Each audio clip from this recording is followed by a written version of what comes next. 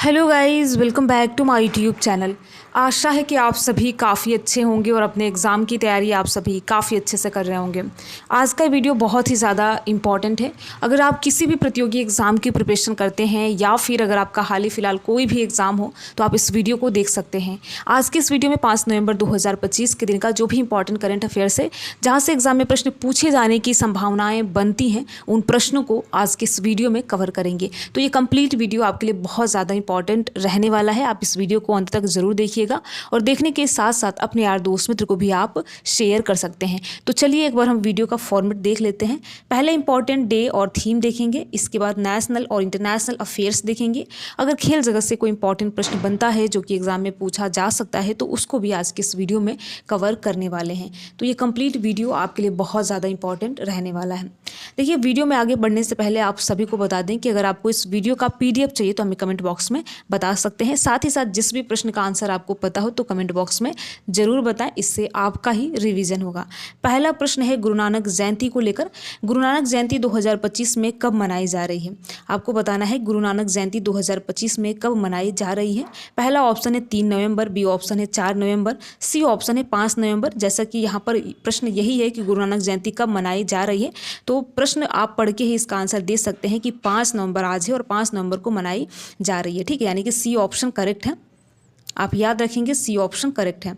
यानी कि देखिए, गुरु नानक जी कौन थे? गुरु नानक देव जी जो थे वो सिख धर्म के संस्थापक और पहले गुरु थे। ठीक है, यानी सिख धर्म के पहले संस्थापक और गुरु कौन थे? तो गुरु नानक देव जी थे। और इन्हीं के जयंती के उपलक्ष्य में, यानी कि हर साल इनकी जो जयंती है कार्तिक माह की पूर्णिमा तिथि को मनाई जाती है। तो इस बार 5 नवंबर को गुरु नानक जयंती हो मनाई जा रही है। ठीक है, साथ ही साथ आप याद रखेंगे गुरु नानक जयंती को प्रकाश उत्सव और गुरु पर्व भी कहा जाता है। तो सी ऑप्शन करेक्ट है। गुरु नानक जयंती 2025 में 5 नवंबर को मनाई जा रही है। सी ऑप्शन करेक्ट है। आगे बढ़ते हैं और अगला प्रश्न देखते हैं। विश्व सुनामी जागरूकता दिवस कब मनाया जाता है? ये प्रश्न बहुत ज़्यादा इंपॉर्टेंट है। आपको बताना है कि विश्व सुनामी जागरूकता दिवस यानी सुनामी के प्रति जागरूकता फैलाने के उद्देश्य से विश्व सुनामी जागरूकता दिवस कब मनाया जाता है। पहला ऑप्शन है 2 अक्टूबर, बी ऑप्शन है 4 नवंबर, सी ऑप्शन है 5 नवंबर, डी ऑप्शन है इनमें से कोई नहीं। तो आपको याद रखना है विश्व सुनामी जागरूकता दिवस प्रत्येक वर्ष 5 नवंबर को मनाया जाता है, यानी आज के दिन विश्व सुनामी जागरूकता दिवस मनाया जाता है। सी ऑप्शन करेक्ट है। तो देखिए, अगर हम इसके उद्देश्य की बात करें तो दुनिया भर में सुनामी के खतरे के बारे में जागरूकता फैलाना और आपदा जोखिम को कम करने के लिए नवीन दृष्टिकोण को बढ़ावा देना, और इसी उद्देश्य से विश्व सुनामी जागरूकता दिवस प्रत्येक 5 नवंबर को मनाया जाता है। तो सी ऑप्शन करेक्ट है। चलिए अगला प्रश्न देखते हैं। यह भी प्रश्न बहुत ज़्यादा इंपॉर्टेंट है। प्रश्न ये है कि किस राज्य सरकार ने पराली जलाने की घटनाओं को रोकने के लिए राज्य विशिष्ट योजना लागू की है? यानी कि जो फसलों के अवशेष बच जाते हैं उनको जलाने के जो जलाया जाता है किसानों के द्वारा उनको रोकने के लिए राज्य विशिष्ट योजना किस राज्य सरकार के द्वारा लागू किया गया है? पहला ऑप्शन है पंजाब, बी ऑप्शन है हरियाणा, सी ऑप्शन है उत्तर प्रदेश, डी ऑप्शन है गुजरात। तो आपको याद रखना है कि हरियाणा राज्य सरकार के द्वारा पराली जलाने की घटनाओं को रोकने के लिए राज्य विशिष्ट योजना शुरू की गई है। इस योजना का मुख्य उद्देश्य ये है कि किसानों को फसल अवशेष प्रबंधन के बारे में प्रोत्साहन करना। ठीक है, यानी कि जो किसान हैं वो जो फसल होते हैं उनके अवशेष के प्रबंधन के बारे में उनको प्रोत्साहित करना और साथ ही साथ वित्तीय सहायता प्रदान करना भी राज्य विशिष्ट योजना का उद्देश्य है। और इसी उद्देश्य से हरियाणा राज्य सरकार ने पराली जलाने की घटनाओं को रोकने के लिए राज्य विशिष्ट योजना शुरू की है। तो आप याद रखेंगे बी ऑप्शन करेक्ट है। ठीक है, बी ऑप्शन सही है। आगे बढ़ते हैं, अगला प्रश्न देखते हैं। अगला प्रश्न है, हाल ही में रवांडा में कौन सा वायरस उच्च मृत्यु दर के साथ उभरा है? आपको बताना है रिसेंटली रवांडा में काफ़ी लोगों की मृत्यु हुई है और इसमें एक वायरस सामने आया है। आपको उस वायरस का नाम बताना है। पहला ऑप्शन है मपाक्स, बी ऑप्शन है मारवर्ग, सी ऑप्शन है इबोला, डी ऑप्शन है जापानी एन्सेफलाइटिस। ठीक है, तो आपको रवांडा में एक वायरस है उसका नाम बताना है जिससे बहुत लोगों की मृत्यु हुई है। तो उस वायरस का नाम है मारवर्ग, यानी मारवर्ग के कारण रवांडा कंट्री में बहुत लोगों की मृत्यु हुई है। तो आपको याद रखना है मारवर्ग उस वायरस का नाम है जिसके कारण रवांडा में भारी मात्रा में लोगों की मृत्यु हुई है, अधिक मात्रा में लोगों की मृत्यु हुई है। बी ऑप्शन करेक्ट है। मार वर्ग। चलिए अगला प्रश्न देखते हैं। स्कूली बच्चों को दुर्घटना बीमा प्रदान करने के लिए शिक्षा संजीवनी बीमा योजना किस राज्य सरकार ने शुरू की है?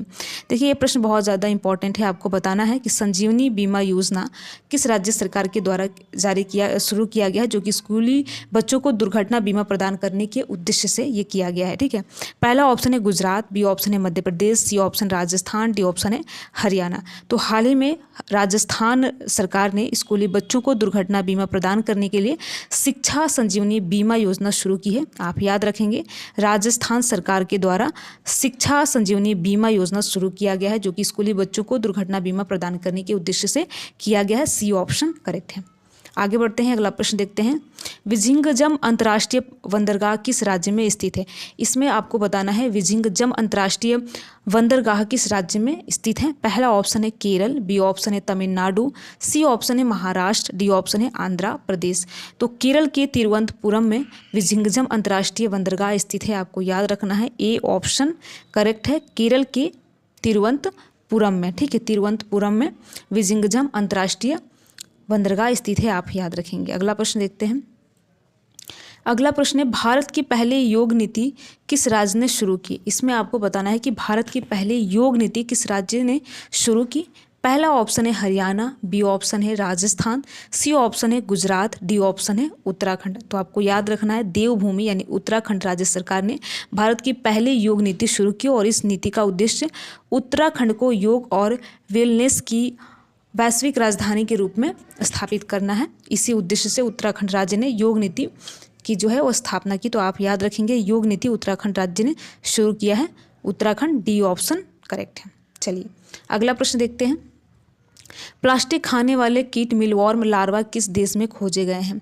इसमें आपको बताना है कि प्लास्टिक को खाने के लिए एक कीट है जिसका नाम है मिलवॉर्म लार्वा। तो किस देश में खोजे गए हैं? पहला ऑप्शन है रवांडा, बी ऑप्शन है नाइजीरिया, सी ऑप्शन है केन्या, डी ऑप्शन है माली। तो आपको याद रखना है कि प्लास्टिक खाने वाले की मिलवॉर्म लार्वा जो है वो केन्या में खोजे गए हैं और यह कीट पॉलीस्टाइनिंग प्लास्टिक को खा सकता है और इसे पेट में मौजूद बैक्टीरिया इसे तोड़ने में मदद करते हैं।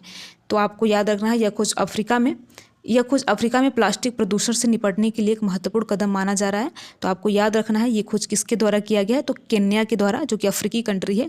केन्या के द्वारा एक ऐसे कीट की खोज की गई है जो कि प्लास्टिक को खा सकता है। उस कीट का नाम है मिलवॉर्म लार्वा, यानी कि सी ऑप्शन करेक्ट है। चलिए आगे बढ़ते हैं और अगला प्रश्न देखते हैं। कौन सा देश भारत के त्वरित भुगतान प्रणाली यानी कि यूपीआई से जुड़ने वाला 8वां देश बना है? इसमें आपको उस कंट्री का नाम बताना है जो कि इंडिया के यूपीआई से जुड़ने वाला 8वां देश बना है। पहला ऑप्शन है म्यांमार, बी ऑप्शन है इंडोनेशिया, सी ऑप्शन है कतर, डी ऑप्शन है वियतनाम। तो कतर भारत की यूपीआई से जुड़ने वाला 8वां देश बना है। ये जुलाई 2025 में इसको जोड़ा गया है। तो आप याद रखेंगे वियतनाम है। ठीक है, तो वियतनाम जो कंट्री है ये भारत के यूपीआई से जुड़ने वाला 8वां कंट्री बन गया है।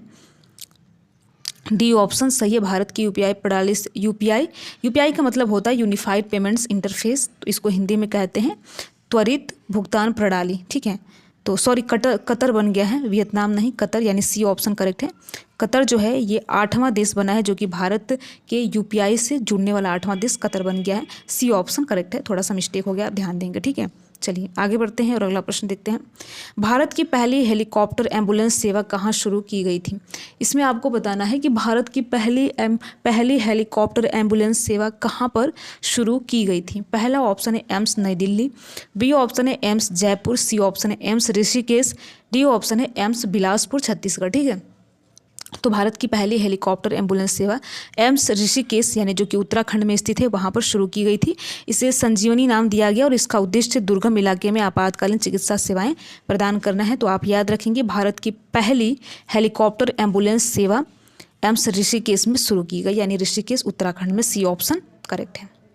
तो देखिए ऐसे कुल मिलाकर हमने 10 मोस्ट इंपॉर्टेंट प्रश्न देखा और यहाँ से एग्ज़ाम में प्रश्न पूछे जाने की भी संभावनाएं बनती हैं।